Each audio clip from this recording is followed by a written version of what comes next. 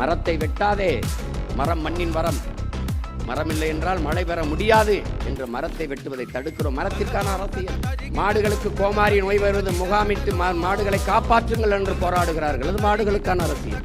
காடுகளில் செல்லுகிற போது பாலித்தீன் பொட்டலங்களை போட்டு விடாதீர்கள், அது வரையாடுகளும் மான்களும் காட்டு மாடுகளும் தின்று இறந்து போகும் என்று அங்கே பலகை எழுதிவிட்டால் அது மாடுகளுக்கு, காடுகளில் இருக்கிற விலங்குகளுக்கான அரசியல்.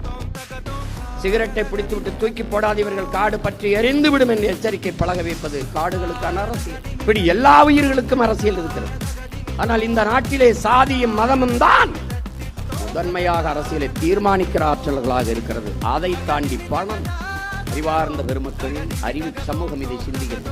பணத்தை முதலீடு செய்கிற போது ஒரு தொகுதிக்கு 30 கோடி 20 கோடி என்று முதலீடு செய்கிற போதே அந்த இடத்தில் முதலீடு செய்பவனின் லாப தேவைதான் இருக்கும். மக்கள் சேவை செத்து போகிறது.